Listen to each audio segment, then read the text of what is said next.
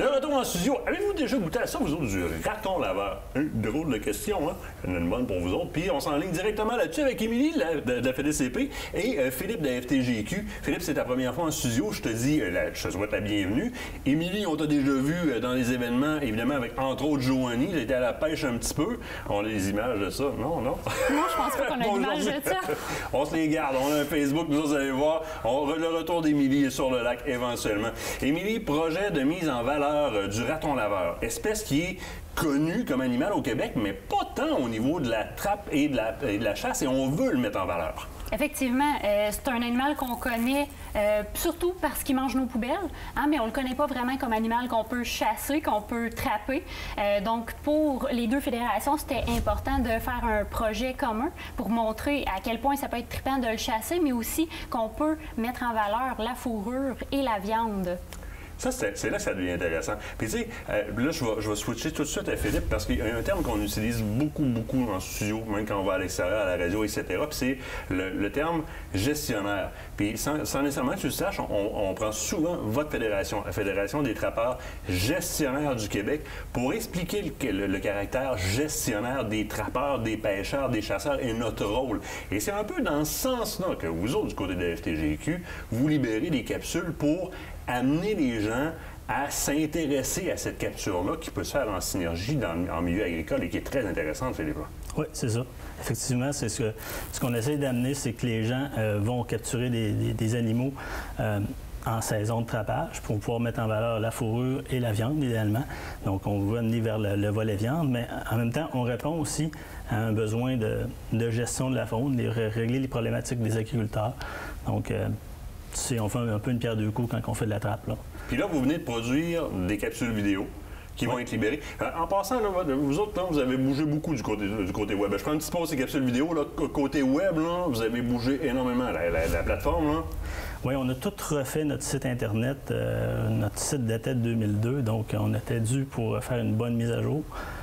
Donc là, ça nous permet d'axer vraiment sur les formations qu'on offre, puis en même temps de faire la promotion de cette campagne de diffusion de vidéos qu'on fait, là. Bien, écoute, c'est une très belle raison pour les gens de redécouvrir le site de la FTGQ. Vous êtes allé dans le passé, vous allez faire un méchant saut. Et là, vous allez diffuser des capsules. Je veux que tu me parles des capsules que vous avez mis en branle, parce que la dernière, entre autres, m'intéresse pas mal. OK. Bien, en fait, le projet, c'est 5 capsules. Il y en a 4 qui vont sortir d'ici les fêtes. Les 4 premières, c'est l'installation sécuritaire d'un piège à raton laveur. Ensuite de ça, la seconde, c'est le dépiotage et le dépitage du raton laveur. Donc, récupérer la fourrure, récupérer la viande. Et la troisième, c'est vraiment de préparer la fourrure, donc comment apprêter la fourrure pour la mettre en marché. On parle de mise en marché de fourrure. Et celle qui va sortir un peu avant les fêtes, c'est celle d'une recette de viande de raton laveur. Une recette de viande au raton laveur. Là, vous avez bien entendu. Là. Fait que là, vous voulez aller sur le site de la FTGQ, là, puis comme voir ça pour l'essayer. Mais on a une testeuse en studio. Elle teste bien les affaires. Suite sur Facebook. Je dis juste ça. Raton laveur. Oui. Ça goûte quoi? Ça goûte ce qu'on met avec, mais la texture, c'est vraiment ça qui fait la différence, qui fait qu'on veut y goûter. C'est quelque chose qu'il faut essayer. On ne peut pas s'attendre à une vieille outarde sec. Là. Non, c'est super smooth. Là, c'est quelque chose d'agréable. Et puis, la recette, là, je te le dis, c'est une jambalaya de raton. Bon fly, ça va être bon, ça. Ça va avoir pas mal de bon sens. Puis c'est sûr que dans l'éducation, vous allez en faire, c'est super important parce qu'un petit peu au même titre que l'ours, dont le statut sociétaire est un petit peu le vidangeur, qui n'est pas le cas. Pas en tout, la meilleure preuve, on fait des tests à l'aveugle, on met des bandeaux aux gens, la viande d'ours finit en premier, on enlève les bandeaux, la psychologie embarque, il termine bon dernier. Ça va être la même chose au niveau du raton laveur, de mettre en valeur aussi son caractère très, très comestible, très, très correct à manger et très, très conséquent dans ce qu'on veut faire avec nos animaux. On veut les contrôler, mais on veut les utiliser aussi. Et il nous reste à peu près 1 minute et demie. La chasse, si on sort de la trappe, la chasse est possible au raton laveur. Oui, effectivement, on peut faire de la chasse pendant l'automne, donc jusqu'au 15 décembre. On peut chasser le raton de nuit avec des chiens courants et avec une carabine de calibre 22.